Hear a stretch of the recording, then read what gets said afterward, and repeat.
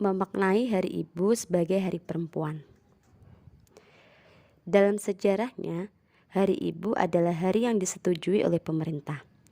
Padahal hari yang diusulkan adalah Hari Perempuan. Tentu tidak semua perempuan menjadi ibu, walaupun semua ibu adalah perempuan. Dalam keluarga, perempuan tidak hanya ibu, ada anak, cucu, bibi, nenek, dan lain-lain. Perempuan tidak hanya anggota keluarga, tetapi juga anggota masyarakat, umat beragama, bangsa, dan manusia. Terbayang bukan dampak perubahan dari Hari Perempuan menjadi Hari Ibu? Tidak heran jika setiap Hari Ibu kadang membuat deg-degan karena diwarnai dengan semangat domestikasi perempuan. Tentu saja ini bertentangan dengan semangat awal ditetapkannya Hari Ibu yang tanggalnya diambil dari hari pembukaan Kongres Perempuan Indonesia pertama, 22 sampai 25 Desember 1928 di Yogyakarta. Kongres ini justru menekankan pentingnya perempuan menjadi subjek penuh sistem kehidupan agar tidak mengalami aneka bentuk ketidakadilan gender, seperti perkawinan anak, rendahnya pendidikan, dan lain-lain. Perempuan sebagai subjek penuh sistem kehidupan sejalan dengan ajaran agama Islam.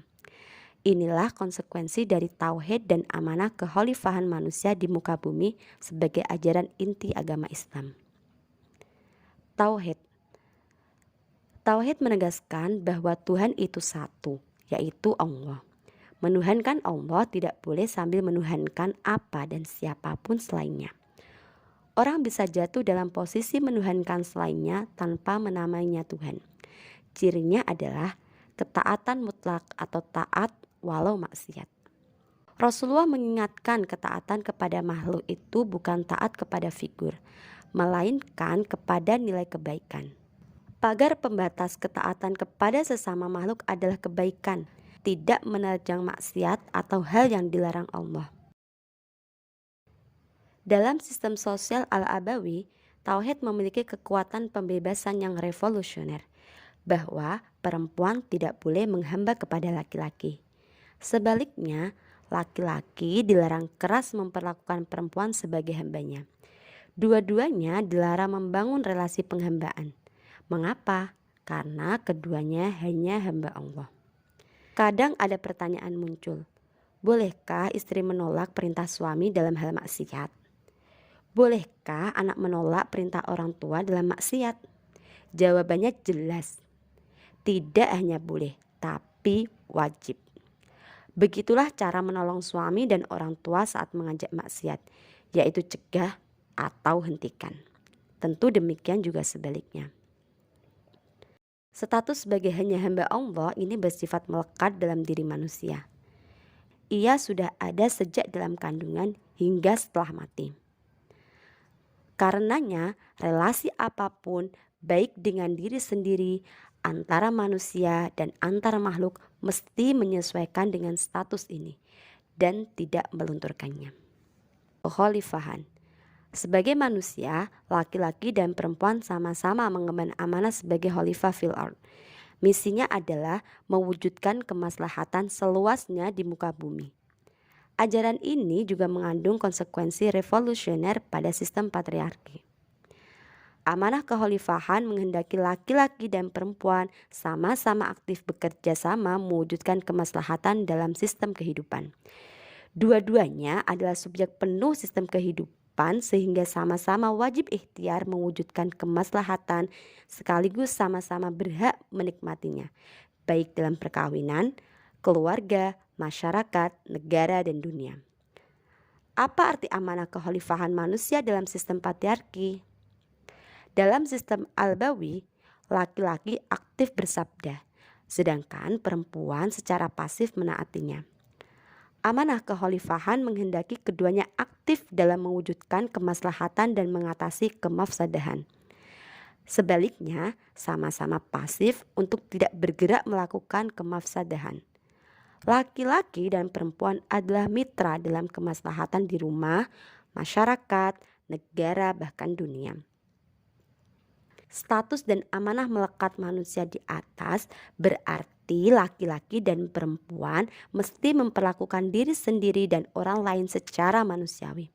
Keduanya dilarang berbuat zolim kepada diri sendiri maupun orang lain.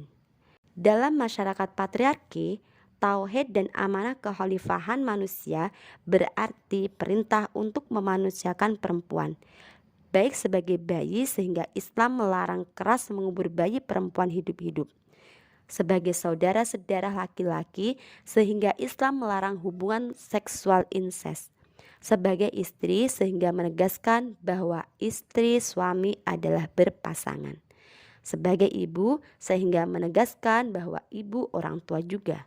Memuliakan ibu dengan demikian hanyalah sebagian dari memuliakan perempuan, bukan satu-satunya. Ibu kehidupan. Perempuan adalah ibu kehidupan. Perhatikan ayat yang memerintahkan berbakti kepada kedua orang tua pada Quran Surat Luqman ayat 14 berikut ini baik-baik. Dan kami perintahkan kepada manusia agar berbuat baik kepada orang tuanya. Ibunya telah mengandungnya dalam keadaan lemah yang bertambah lemah dan menyapihnya dalam 2 tahun. Bersyukurlah kalian kepadaku dan kepada kedua orang tuamu. Hanya kepadakulah kalian kembali. 1. Ayat di atas turun kepada masyarakat yang belum memanusiakan perempuan sehingga perempuan tidak diperhitungkan sebagai orang tua. Karenanya setiap penyebutan kata orang tua atau walidan atau walidain dalam Al-Quran dan hadis punya pesan sosial sangat kuat bahwa ibumu adalah orang tuamu. Ridha Allah tergantung ridha orang tua.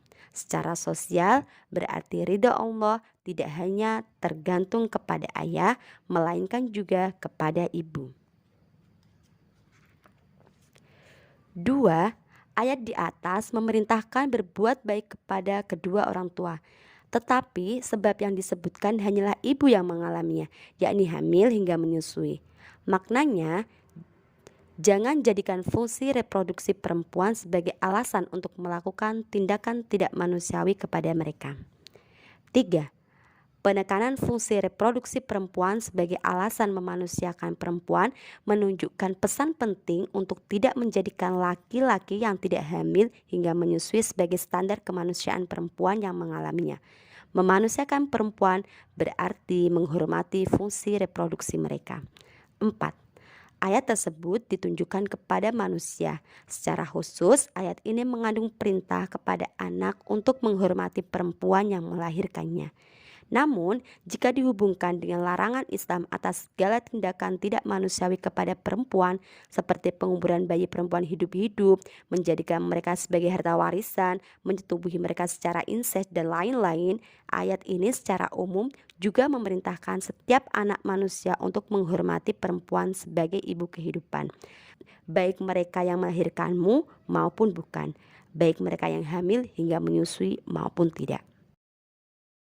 5. Ayat di atas juga menegaskan bahwa bersyukur kepada Allah itu meniscayakan berterima kasih kepada kedua orang tua yang secara tekstual dan sosial meniscayakan berterima kasih kepada perempuan sebagai ibu seorang anak dan sebagai ibu kehidupan dengan memperlakukan mereka secara manusiawi sesuai dengan kondisinya yang berbeda dengan laki-laki. Hari Ibu Kehidupan. Jadi, jangan sempitkan hari ibu dengan hanya menghormati perempuan yang menjadi ibumu, lalu berpikir hanya ibumu yang harus dihormati, sementara ibu anakmu, ibu istrimu, ibu orang lain, perempuan yang tidak menjadi ibu, boleh dikecualikan. Hormati perempuan sebagai ibu kehidupan. Mereka bisa jadi adalah anak, kakak, adik, bule, bude, bah putri. Mereka bisa jadi juga adalah teman sekolah atau kuliah, siswi atau mahasiswa, guru atau dosen, karyawati, pimpinan perusahaan, pimpinan organisasi, jemaah, tokoh agama, rakyat atau pejabat negara. Setiap perempuan adalah ibu kehidupan, sebagaimana setiap laki-laki adalah bapak kehidupan. Keduanya sama-sama wajib bersikap dan disikapi secara manusiawi.